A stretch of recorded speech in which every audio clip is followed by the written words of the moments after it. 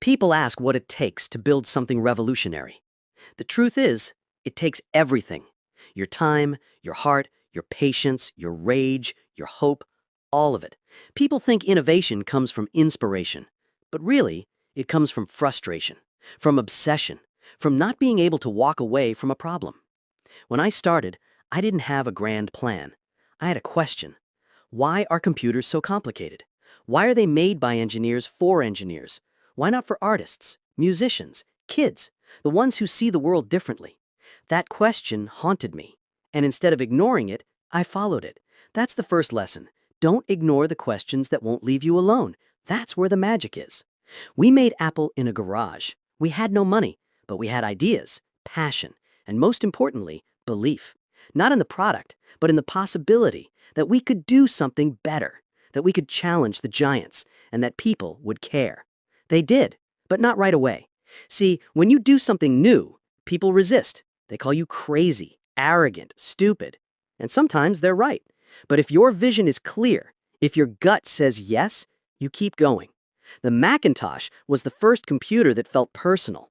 It didn't just compute, it spoke. It smiled. It invited you in. It said, this isn't just a machine, this is a partner. But it failed, commercially at least. And they fired me, from my own company. That was hard. I spent years building something with my soul, and I was thrown out. But I didn't quit. I started again. Next, Pixar. I fell in love. I became a father. Life reminded me that failure isn't the end. It's just information. When I came back to Apple, I didn't come back angry. I came back focused. The company had lost its way. It was making too many things, chasing too many markets, trying to please everyone. That's a recipe for mediocrity. So we simplified, cut products, recentered around values, excellence, beauty, function. We asked, what do we want to exist in the world that doesn't? That became the iMac, the iPod, the iPhone. We didn't invent the smartphone, we reimagined it. We asked better questions. Why carry a phone, a camera, a music player? Why not one device? And why does it need buttons? What if it was just a screen? That kind of thinking doesn't come from focus groups, it comes from vision and courage. The willingness to bet your career on an idea that feels right, but sounds insane. I always told our team, we don't ship junk. We don't take shortcuts. We sweat the details, because people feel those details. They may not know why something feels great, but they know it does. That's the difference between good and great. Culture eats strategy for breakfast. If your team believes, they'll create miracles. If they don't, they'll make excuses. That's why hiring is the most important thing a leader does. Hire people who love what they do, who stay late because they care, who ask questions that make you think deeper. And once you have that team, protect them. Defend their time. Kill bad meetings. Reward boldness, not safety. Celebrate ideas that fail with grace, because those are the seeds of greatness. I failed a lot. Launched products that flopped. Made decisions that hurt people. Ignored advice I should have heard. But I never stopped trying to make something better. That's the point.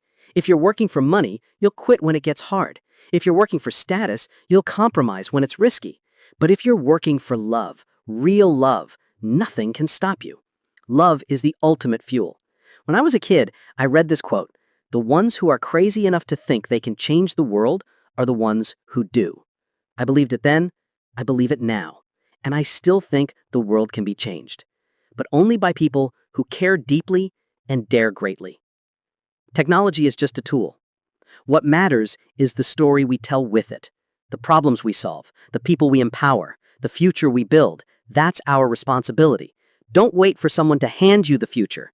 Build it, brick by brick, line by line, decision by decision. Every detail matters. Stay hungry, stay foolish, and above all, stay real. Here's what most people don't understand. Creative work is not about lightning bolts. It's about digging, showing up every day, facing the blank page, the blank screen, the empty timeline, and doing the work anyway. Inspiration comes after effort. Most people wait to feel ready. Winners begin without it. The moment you act, the momentum builds. The second you sit down and start, you've already separated yourself from 90% of the world. When we built the first iPod, we didn't know how people would respond. We only knew that carrying 1,000 songs in your pocket would change how people experience music. Music is emotional, it's memory, it's identity. We weren't selling a product, we were selling joy. Every decision, from the click wheel to the white earbuds, was designed to make you feel something. That's the secret. Technology without emotion is forgettable. But when you combine usability with soul, you make culture. People don't want more features. They want clarity, elegance, confidence.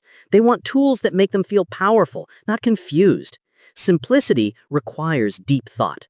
Anyone can make something complicated. Only the best can make it obvious. Every great product I've worked on started with a feeling.